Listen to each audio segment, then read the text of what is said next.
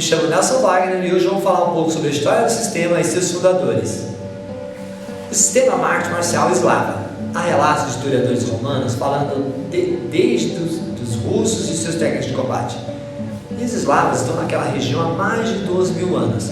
As grandes guerras que aconteceram na Idade Média formaram o Estado russo e isso permitiu que a arte marcial começasse a se desenvolver de uma maneira mais consistente. As primeiras comunidades russas foram assentamentos vikings. O primeiro fundador de Kiev, que foi a primeira cidade russa assim conhecida, era um rei viking. Com a criação da Rússia e vários povos e etnias que haviam lá, aliás, que viviam nessa região, e ele também, a Rússia, fazia fronteira com vários países, né? Povos diferentes e tudo mais. Você encontra mongóis, chineses, árabes e europeus ao redor da Rússia. Todo esse povo tem sua característica.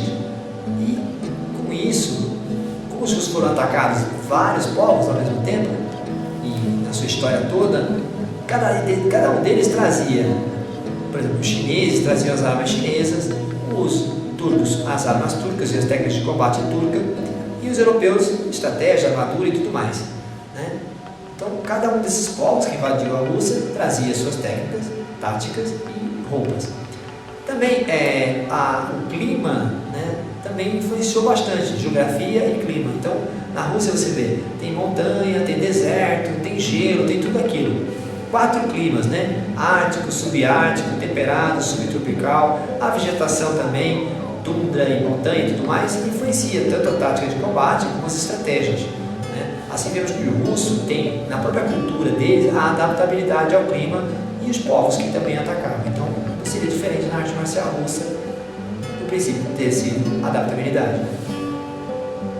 Durante a Guerra Fria, as técnicas foram guardadas apenas para a elite militar, né? Os soldados, de modo geral, aprendiam sambo, que a gente chama de puro sambo militar, ou a defesa pessoal propriamente dita, ou qualquer arte marcial que eles gostassem na época.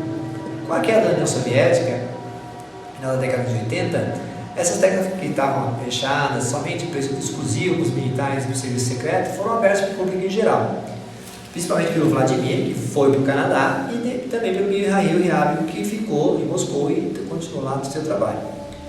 Aí as pessoas hoje veem nossos líderes se movendo, brincando e esquecem da história pessoal deles. O Vladimir foi, por exemplo, durante 10 anos membro das Forças Especiais e instrutor lá. E o Ryabin escreveu inclusive livros, além de ser comandante, um coronel das Forças Especiais, escreveu livros sobre táticas militares, né? E hoje é assessor do Ministro da Justiça para assuntos de crime organizado. As pessoas esquecem que eles têm muita experiência de combate. Policiamento militar, SWAT, tanto no urbano como na selva. Então não pode julgar uma pessoa que tem 20 anos ou mais de 20 anos de combate real se você não possui nenhuma experiência em combate real. E as pessoas também confundem combate real com competições de MMA ou qualquer outro esporte marcial. É preciso ficar claro que isso não é real. Toda a experiência do real mesmo de combate, tanto do Vladimir quanto do Ryabin, trouxeram para a gente que a gente tem de ensinamento em nossa escola. Quando as pessoas veem outras artes marciais, assistem, que tem uma forma de fazer, e o sistema é justamente ao contrário, que não há base, não está na postura certa e tudo mais, cada um tem um jeito. Cada pessoa, individualmente, e tem suas características de movimento, e o sistema respeita e utiliza isso. Essa qualidade de não ter forma, não ter uma postura muito clara, foi muito interessante para o serviço secreto, que chamava-se antigamente NKVD, depois virou KGB e depois atualmente chama-se MVD, aliás, né? E para a ação especial, porque assim o lutador experiente não aparenta muito que ele está lutando e não chama muita atenção, e isso é eficaz e eficiente. Hoje em dia, com acesso à internet e YouTube, como vocês estão vendo a gente no canal do YouTube, muitas pessoas assistem os vídeos do sistema e fazem uma crítica baseada na sua própria experiência ou na sua própria percepção. Uma pessoa que, por exemplo, faz boxe pode dizer que o soco do Muay Thai não funciona. Ou também uma pessoa que faz Karatê e olha o Aikido e fala, isso não funciona. As coisas que assistimos no vídeo nem sempre são perceptíveis para nossos olhos. É importante lembrar que os vídeos de aulas ou seminários estão fora do contexto. Tem uma frase que diz assim, se você sabe uma técnica, você sabe apenas essa técnica. Se você sabe um princípio ou um conceito, você sabe 1000 técnicas. No sistema trabalhamos com isso, princípios. Você deve ter ouvido falar no nosso canal que o sistema trabalha com respiração, relaxamento, postura e movimento. É óbvio que esses não são os únicos princípios que trabalhamos, são apenas os que nós fundamentamos a nossa arte.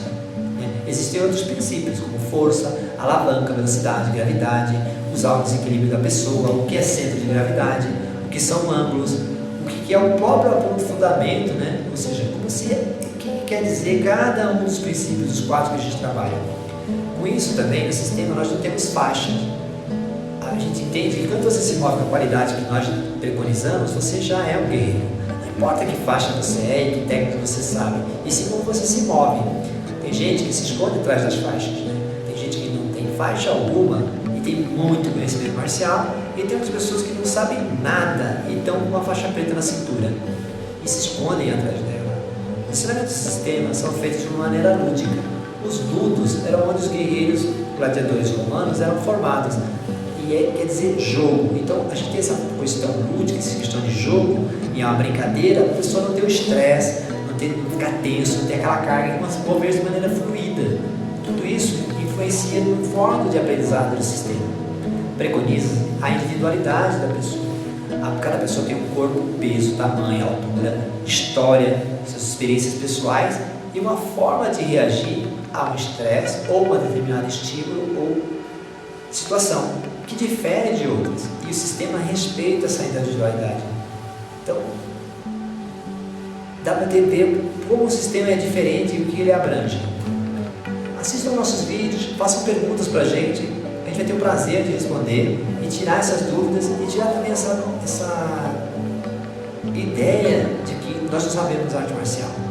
Assine o nosso canal se você gostou desse vídeo, mande suas perguntas para a gente, deixe o seu joinha e obrigado por fazer parte da família do Sistema Brasil.